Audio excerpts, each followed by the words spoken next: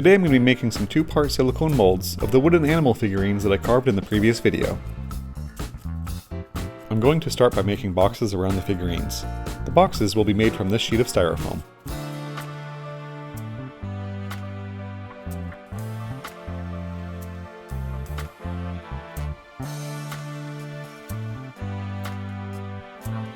I'm going to leave one side open for better access while I fill the bottom of the box with clay.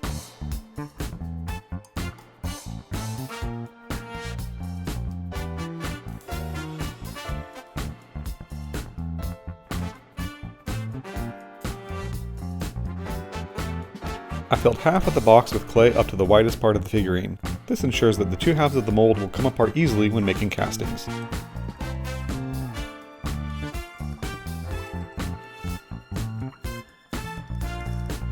Now to repeat the process with the remaining 3 figurines.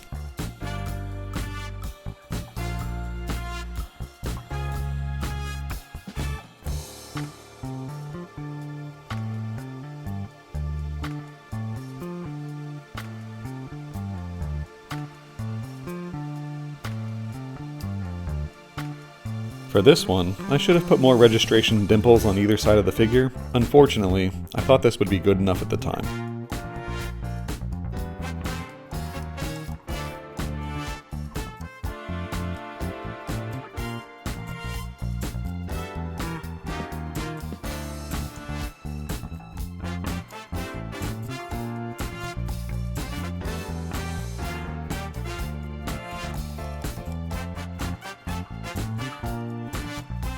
Now that's a lot better for the registration dimples.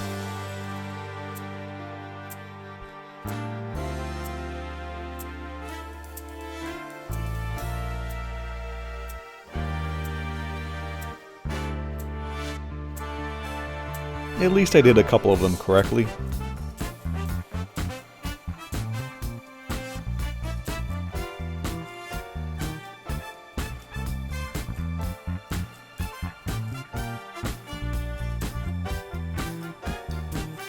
Time to glove up.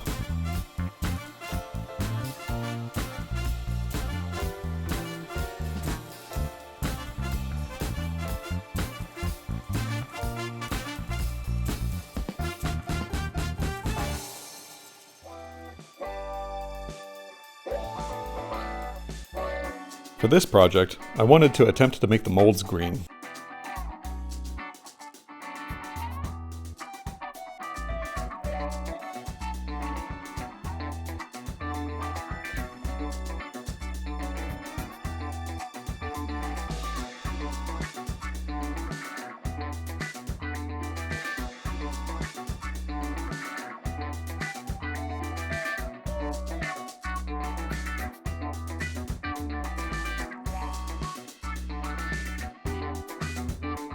I start by pouring a small amount of silicone over the subject and allow it to stretch out really thin. This pops the majority of the bubbles and gives me a relatively bubble-free casting. The bulk of the silicone can have air bubbles in it, just so long as the silicone that is in contact with the mold subject is bubble-free.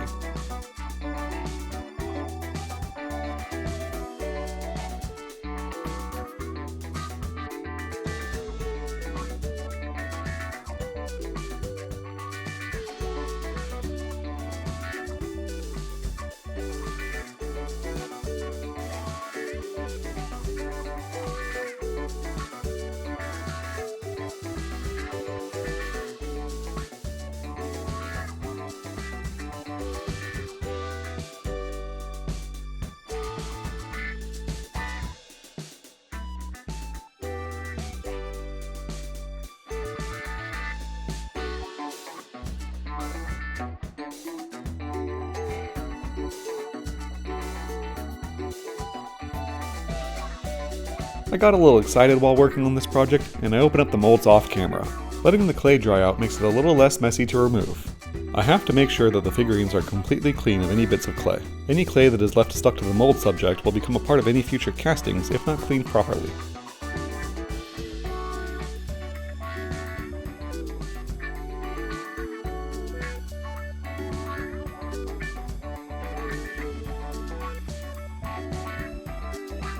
All clean.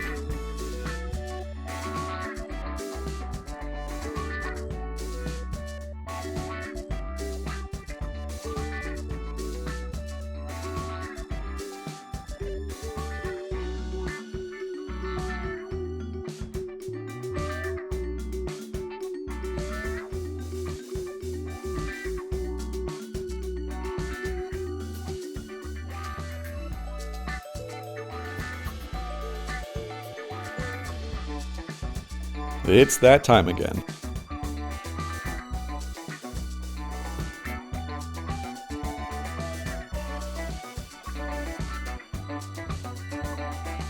Silicone only bonds with more silicone. This means that I need to spray a release agent on these half of the molds. If I didn't, I would end up with blocks of silicone that have car figurines inside of them.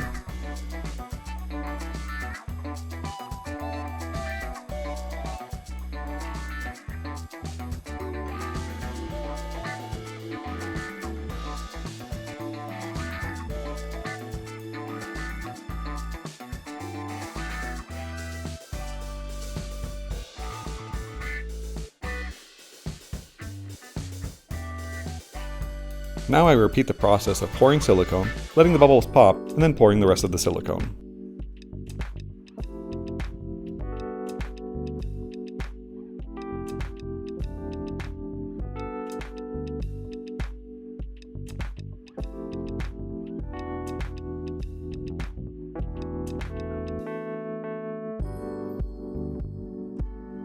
I used a screw to try to force silicone into the eye holes of the figurines. If I didn't, it's likely the air would remain trapped in the eyes and this detail would be lost in the casting.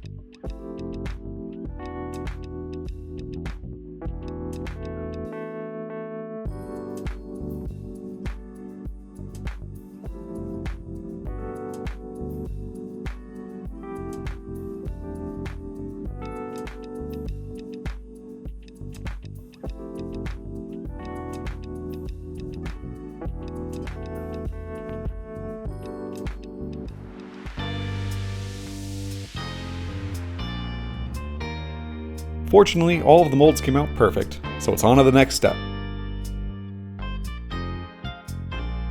Next, I need to build some support boxes that will clamp the two halves of the mold together during casting.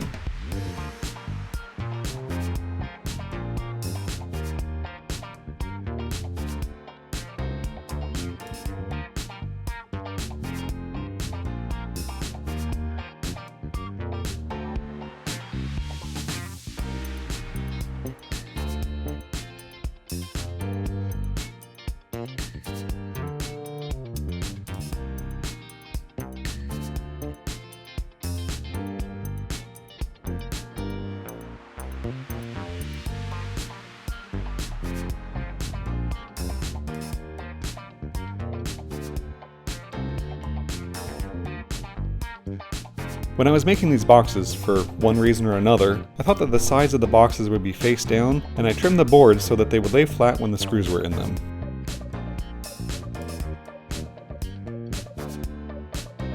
Now it's time to assemble the boxes.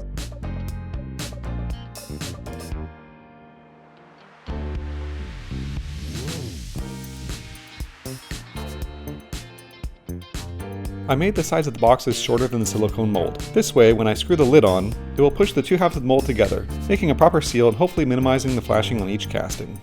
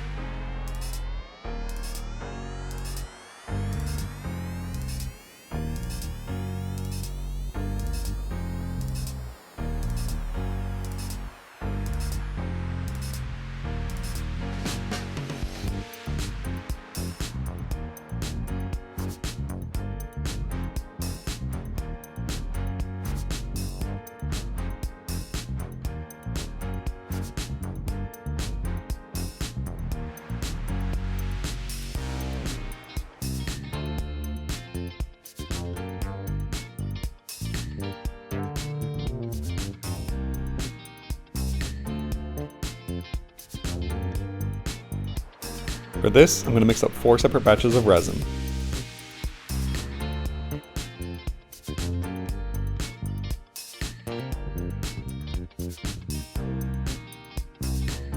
First, I'm going to mix up a golden lion. Second will be a jade monkey. Third is a dark metallic bear. And finally, an aluminum koala.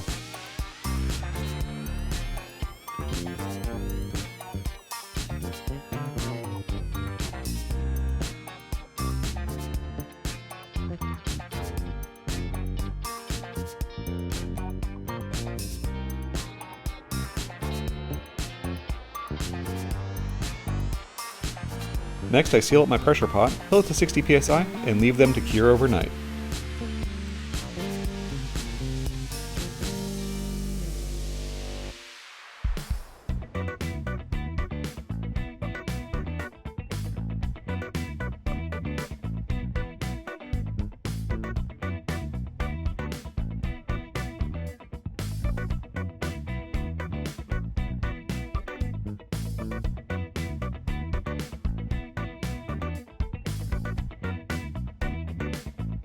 Before I remove the figurines from the molds, I'm going to use this paddle drill bit to drill a hole into the bottom of each figurine.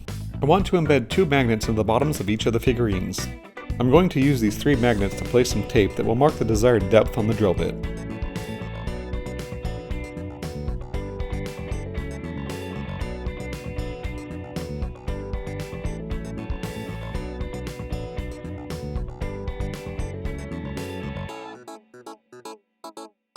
I have to be careful while drilling, so I don't accidentally drill into my mold.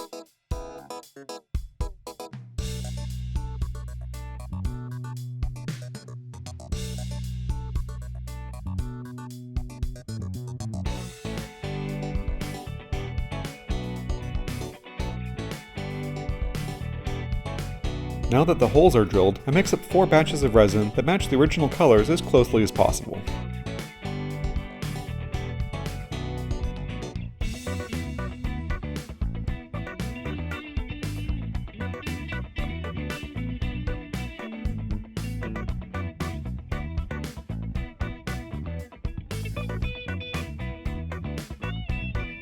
I start by pouring a bit of resin into each of the holes first, and then I place the magnets, and then top it off with a bit of extra resin.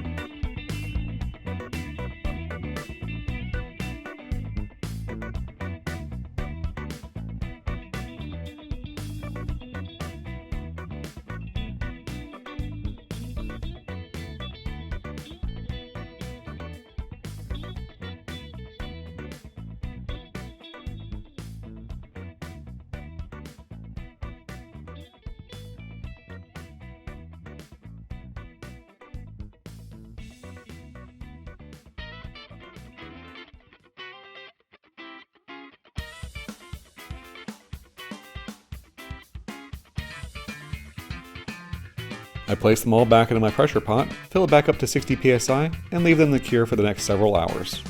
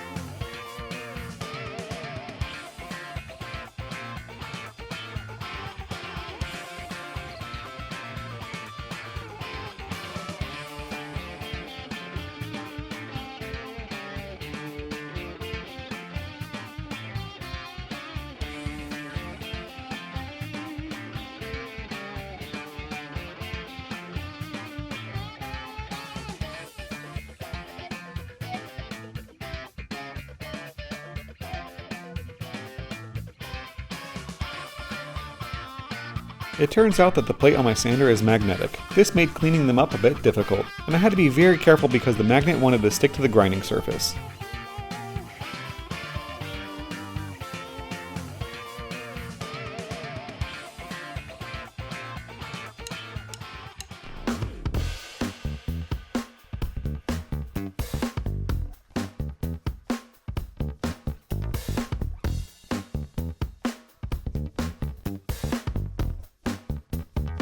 Whee!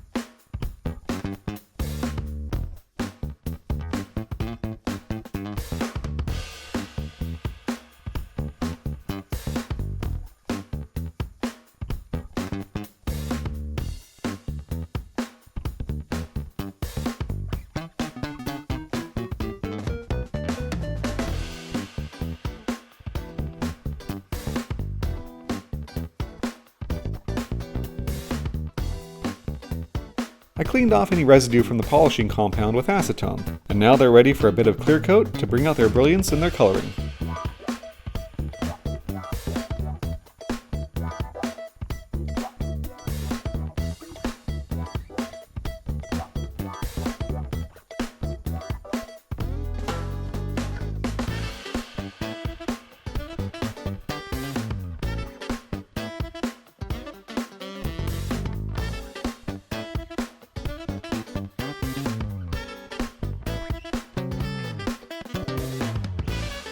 And there they all are, ready to be a part of the puzzle that I've been working on. The reason that I made molds of these little guys instead of just using the wood ones is that when making something for an escape room, it should be made with the understanding, or even the expectation that, the item would be damaged, lost, or even stolen. With that in mind, if I used the original, one-of-a-kind carved wooden figurines in the escape room, and they were damaged to the point of being unusable, that would cause a problem when it comes to resetting the room for the next guests, and any guests who have reserved that room after that point until I could carve a replacement. Since I've made these silicone molds, I can produce as many of the figurines as I please, as well as have many extras on hand backstage just in case. As of recording this video, I have not operated an escape room. However, from my experience in dealing with the public for a haunted house event, and talking to the owners of rooms in my area, I feel like having duplicates on hand for just about every piece of an escape room is a good idea. Lastly, I want to apologize for this video being split into two halves. My video editing computer died when I was halfway through editing the video for this project. I set a goal for myself for this year, and that was to do regular uploads here on my channel. I had the choice between something or nothing, and I chose something so I could somewhat keep a regular upload schedule. So my apologies for this video being in two parts, and for the first half not having any descriptions of what I was doing and why. As always, thanks for watching.